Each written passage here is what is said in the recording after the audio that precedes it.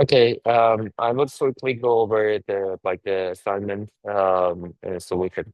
So the first query, so we already created the relationships.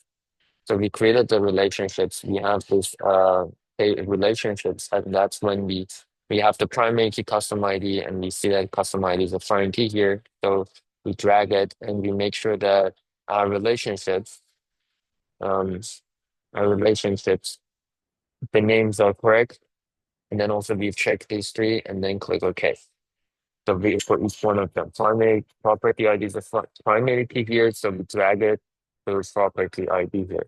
If I want to do one time here, um, I'm going to remove this and say property ID is the primary key here. Here is the foreign key, so I will drag it to here, and I see property ID. So I click these three, and then create the relationship. Make sure that you do that for every table, build the relationship, go to query one. Create a query that counts total number of properties in the state of Florida in the out and then so on. In the output table, we are showing a state and number of properties. So for each state, we are going to show a total number of properties. How do we have a field that shows the number of properties? We don't have it. We have a property table. We have a property table that each record shows one property. So in order to know how many properties we have in each state, we have to count them. So that means this is a total query. So what I will do, I will add the property table here. What I'm looking for is a total query. So I add the total play for each for each state. For each state number of properties. For each state total number of properties. We said if we are counting the records of a table, we use the primary key of that table. We want to see how many properties we have in this table for each state. So I add the property ID, and then I use the aggregations we have here is the count. In every total query, we always have at least one for groups, one for aggregation. Group by state, show total number of property. And that's what we see here. For each state, total number of properties. Then it says only for Florida. So here, sorry, in the criteria row, I typed FL, so it only shows for Florida. Now, with price per night greater than or equal to 200. So I add the price per night, which is the field here. If I this as a group by and say only just greater or equal to 200, what it says is it says group by state, group by price per night, show total number of properties. That is not correct. We don't group by price per night. We're just grouping by a state. And also, if you think about it, there are unlimited number of groups if you try to group the results or records of a table based on price per night. Every property could have its own unique price per night, so it doesn't make sense to use it as a group by.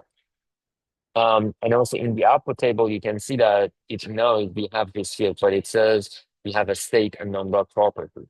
So one thing you may do is that to say, I'm going to hide it. And that way, I'm showing exactly two columns. But the problem is this: if you have a group by, then it must be shown in the output table. So you cannot, you shouldn't hide it. These are contradictory.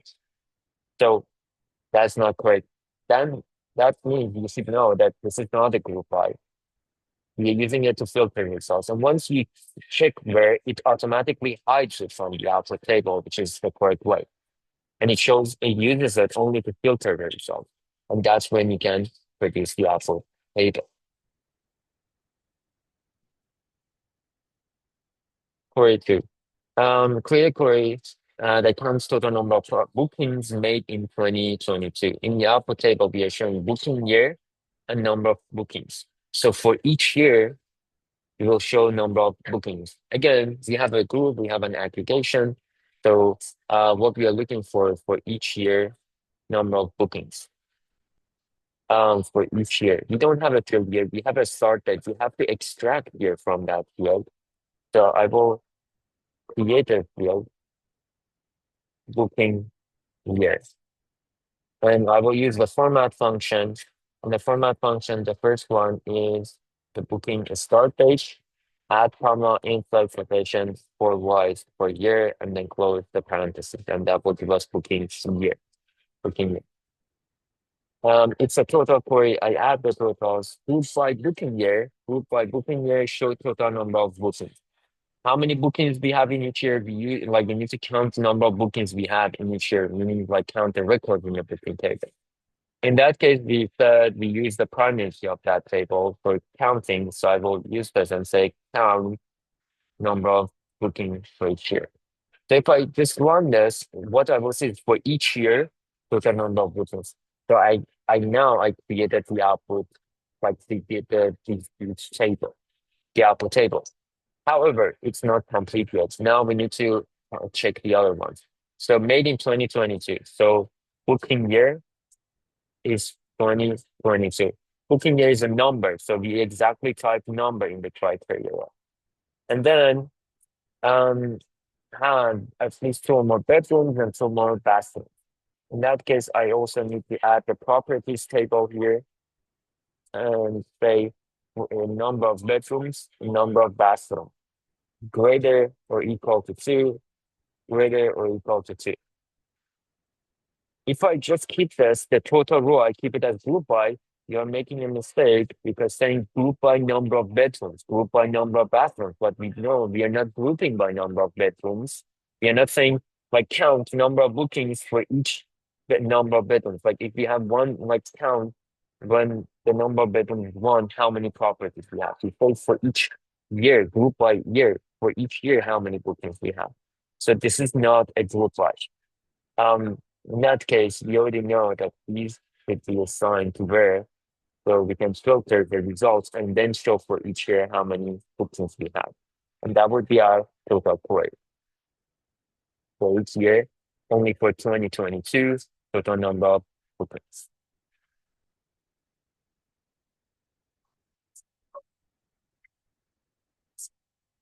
Create a query that calculates total number of days each customer has booked properties for. In the output table, we are saying first name, last name, and total number of days booked. We see a group, we see an aggregation. What is the group for each customer? So for each customer, these two indicate the customer, number of total number of days booked, sum of the number of days booked. The sum is an aggregation. That tells me this is again a total query. So I need to add the total. In the output table, I'm showing first name and last name of the customer. So I add this and also total number of days they booked properties for. So first name, last name, and then do I know how many days they book properties for? I don't know that, but I have the start date and end date of the booking. So I can create a new field there, days booked. What's days booked? It's the start end date.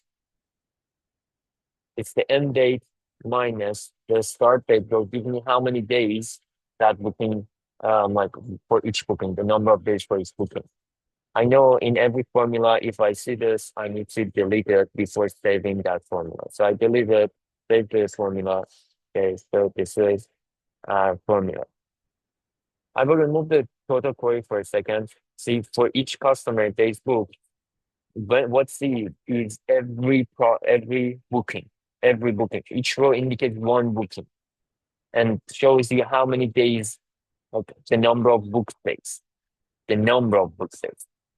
Now, the query doesn't say show me number of booked days. It says total number of days booked for each customer. So that's the total query we want to run on this query. That's when I add the totals here, group by first name, last name, group by customer, and sum, not count. If you can, we don't count the days. We sum them. It's a numeric field. We sum number of days it was booked. Number of days was booked. And then sort the results. We have a sort row, sort the results in the descending order. And that's when we get for each customer in total number of days they booked properties for.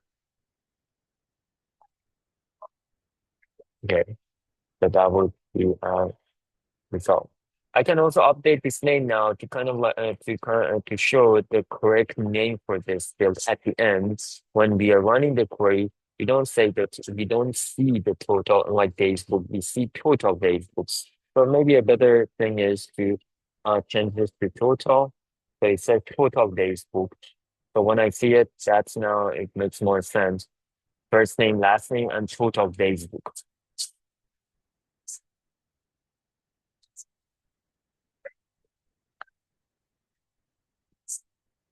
Next query.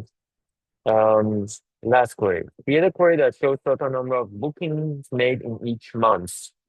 In the output table, we show booking months and number of bookings. So for each month, we want to show total number of bookings. Again, it's about like counting how many bookings we have in each month. So it's a total query. It's a total query, which tables we're going to use. It's a booking table, like we have there started, we can use. Where like the properties that have two or more like bedrooms and bathrooms. So I will also add the property where like we have the number of bedrooms and bathrooms.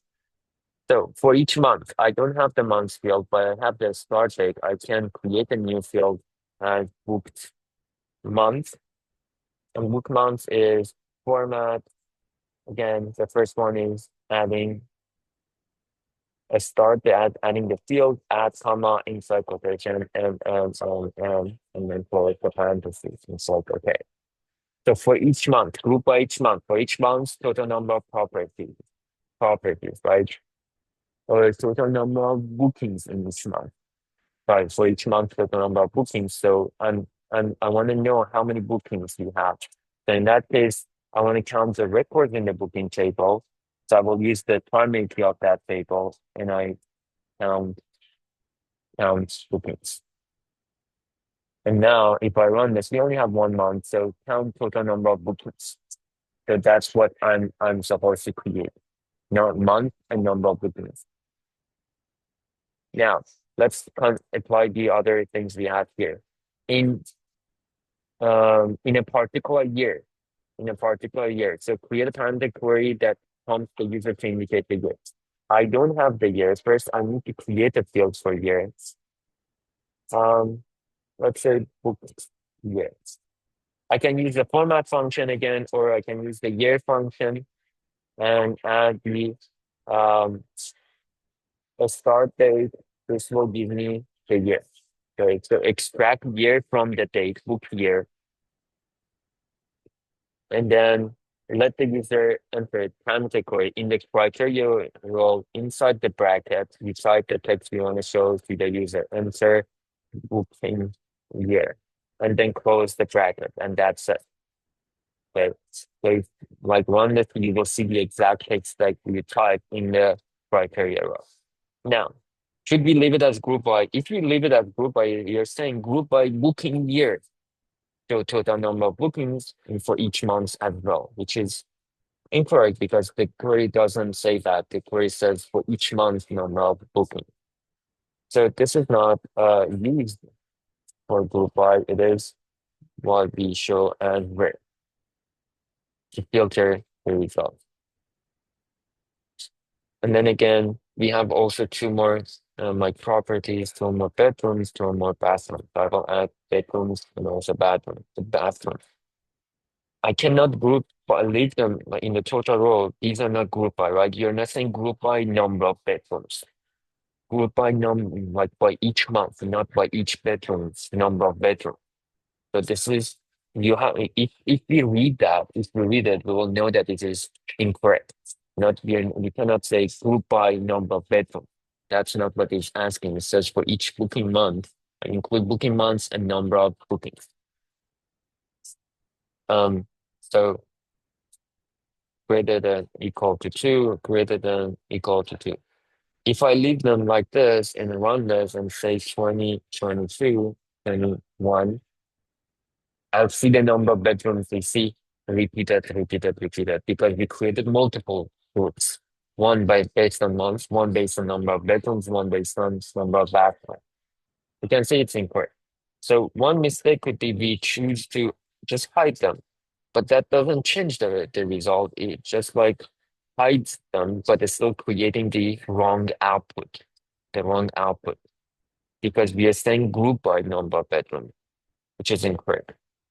Now, and also these are contradictory. If you're using group by, then you should show them in the output table.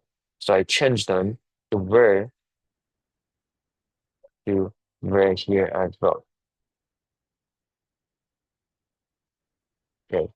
Where booking gear is entered by the user, where number of bedrooms is greater than or equal to two, number of bathrooms is greater than or equal to two. Now, from the result. So for 2021, when the number of bedrooms and bathrooms were greater than two in 2021, in each month, we only have 1 month here, record for 1 month. Bookings were made in September, and like we have 8 records in September.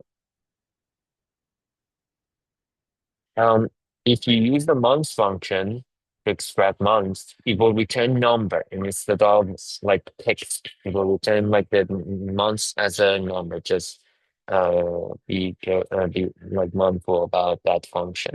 And that would be our query here. Um, okay. If I let yes, if I remove can create different queries here, but I think that should be it for this query. I hope that helps.